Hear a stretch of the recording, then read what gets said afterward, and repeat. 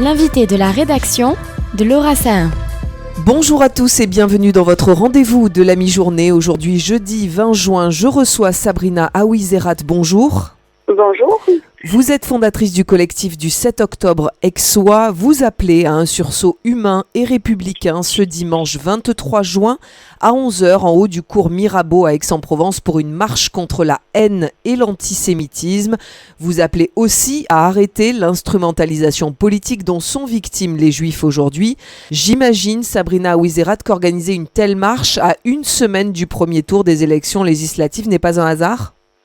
En effet, c'est pas un hasard. À vrai dire, nous, ça fait 8 mois qu'on œuvre et qu'on organise des manifestations régulières pour demander la libération des otages.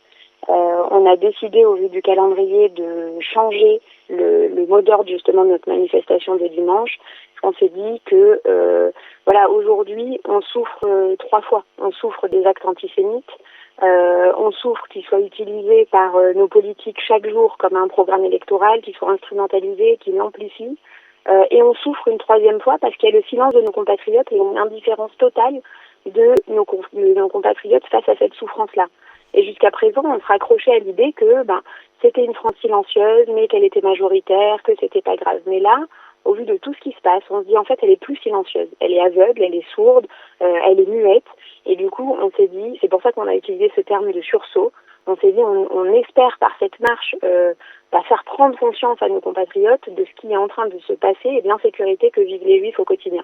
Et en fait, on se dit, c'est pas aux Juifs de se défendre contre l'antisémitisme, mais c'est aux Français en fait de sauver la République et de se battre pour la République. Donc c'est ce qu'on veut faire passer comme message dimanche, et en dénonçant justement ces extrêmes, toutes ces extrêmes qui justement instrumentalisent et ont fait de l'antisémitisme un motif, un fer de lance de leur campagne électorale. Alors vous l'avez un peu dit dans votre réponse, mais c'est vrai que le collectif du 7 octobre Aixois est tristement réputé, on peut dire, pour honorer les otages qui sont encore retenus à Gaza régulièrement.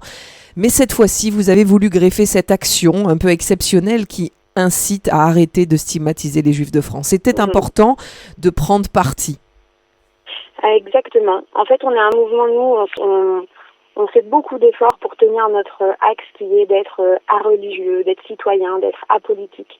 Mais malheureusement, au vu de la tournure que prennent les événements depuis 8 mois, on a bien sûr toujours continué à avoir en premier mot d'ordre la libération des otages, mais petit à petit, on a dû ajouter aussi dans nos actions cette lutte contre la désinformation, contre la haine d'Israël, contre l'antisémitisme qui a été grandissant, parce qu'au final, on sait tous que ce qui s'est passé en Israël et que les otages sont devenus un prétexte aujourd'hui politique pour développer la haine du juif. Donc, ce qu'on a veillé à séparer en sujets depuis des mois, malheureusement aujourd'hui, il faut assumer que ce sont les mêmes sujets, parce que la haine d'Israël et l'anti-sionisme aujourd'hui, c'est devenu de l'antisémitisme en France.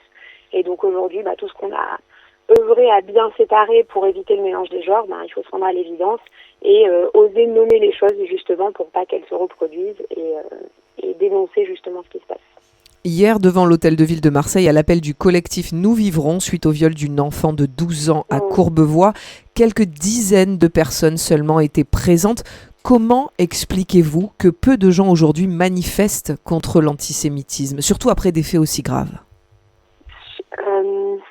Alors je pense, déjà bravo au collectif Nous Vivrons d'avoir organisé au pied levé avec cette réactivité cette manifestation, donc bravo à eux.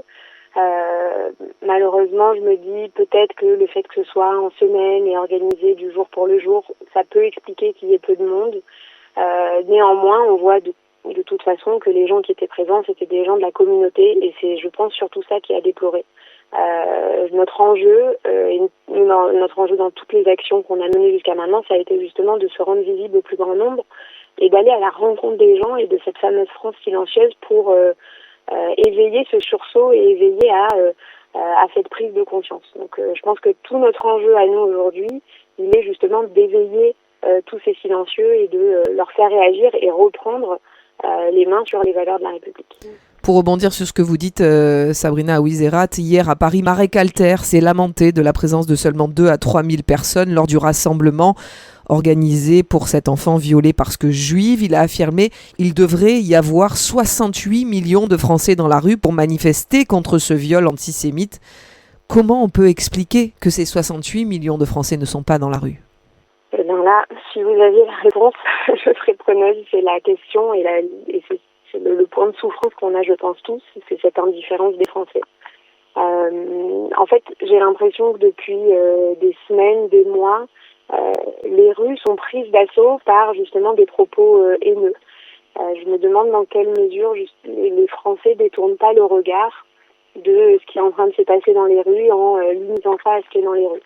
Donc je ne sais pas quel est je pense qu'on est beaucoup de personnes à essayer d'éveiller les consciences par différents biais, des artistes, des journalistes, des artistes, tous les collectifs qui affichons dans les rues de France depuis 8 mois, qui menons des manifestations.